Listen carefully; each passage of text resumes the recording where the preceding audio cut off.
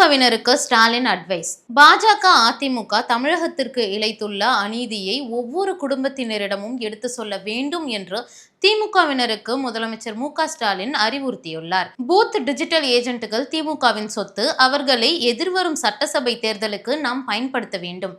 எந்தெந்த வாக்குச்சாவடிகளில் நாம் வழங்கிய நடைமுறை சரியாக கடைபிடிக்கப்படவில்லையோ அங்கு மீண்டும் முதலிலிருந்து துவங்க வேண்டும் என்றார். பெரும்பான்மை இல்லையெனில் கூட்டணி ஆட்சி. இபிஎஸ் பேட்டி. ஆங்கில நாளிதழுக்கு அளித்த பேட்டியின் போது 2026 தேர்தலில் அதிமுக பெரும்பான்மை இடங்களில் வெற்றி பெறவில்லை எனில் கூட்டணி கட்சிகளுடன் சேர்ந்து ஆட்சி அமைக்குமா என கேட்கப்பட்டது. அதற்கு பதிலளித்த இபிஎஸ், அனுமானம் அடிப்படையிலான கேள்விகளுக்கு தன்னால் எப்படி பதிலளிக்க முடியும் என எதிர்கேள்வி எழுப்பினார்.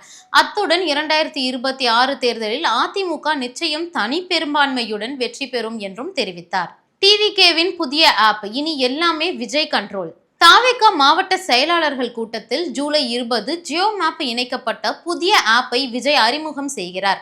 ஒவ்வொருவரின் இல்லத்திற்கும் நேரில் சென்று உறுப்பினர் சேர்க்கையில் நிர்வாகிகள் ஈடுபட வேண்டும். வேறு இடத்திலிருந்து உறுப்பினர் சேர்க்கை நடத்த முயற்சித்தால் புதிய ஆப் ஏற்றுக்கொள்ளாது. மேலும் தவறான உறுப்பினர் சேர்க்கையை பதிவு செய்தால் சம்பந்தப்பட்ட நிர்வாகிகள் மீது நடவடிக்கை பாயும் என தெரிவித்தார். துரை வைகோ ஒரு கார்ப்பரேட். மல்லை சத்யா. கலைஞருக்கு கொடுத்த வாக்குறுதியை பாதுகாப்பேன் என்பதில் வைகோ உறுதியாக இருந்தார். ஆனால் துரை வைகோவுக்கு அந்த எண்ணம் இல்லை என மல்லை சத்யா விமர்சித்துள்ளார். வர்த்தகத்தில் ஈடுபட்ட ஒரு கார்ப்பரேட் தான் துரை வைகோ. கார்ப்பரேட்டுகளை பொறுத்தவரை லாப நட்டம் மட்டும்தான் பார்ப்பார்கள், கொள்கைகளை பார்க்க மாட்டார்கள்.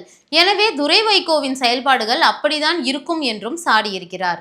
மாடுகளை காணவில்லை. சீமான் மாநாட்டில் சர்ச்சை. நாம் தமிழர் கட்சி சீமான் அண்மையில் வித்தியாசமான மாடுகளுடன் மாநாட்டை நடத்தியிருந்தார். இந்த மாநாட்டில் தற்போது சீமானுக்கு புதிய தலைவலி ஏற்பட்டுள்ளது. மாநாட்டுக்கு சுற்று வட்டாரத்திலிருந்து ஏராளமானோர் தங்களது மாடுகளை அனுப்பியிருந்தனர். ஆனால் மாநாட்டுக்கு பிறகு ஏராளமான மாடுகள் திருப்பி அனுப்பப்படவில்லை, காணாமல் போய்விட்டதாக உரிமையாளர்கள் வேதனை தெரிவித்துள்ளனர். ட்ரம்புடன் அதிமுக கூட்டணி வைக்கலாம். கார்த்திக் கிண்டல். பிரம்மாண்டமான ஒரு கட்சி அதிமுகவில் கூட்டணிக்கு வருவதாக இபிஎஸ் தெரிவித்திருந்தார். இதனால் அக்கட்சி தாவேகாவாக இருக்கலாம் என்ற யூகங்கள் அரசியல் களத்தில் சுழன்று கொண்டிருக்கின்றன. இந்நிலையில் இது குறித்து பேசிய எம்பி கார்த்திக் சிதம்பரம், அமெரிக்க அதிபர் டிரம்பின் ரிபப்ளிக் கட்சி இபிஎஸ் தலைமையிலான கூட்டணியில் சேர வாய்ப்புள்ளது என கிண்டல் அடித்துள்ளார்.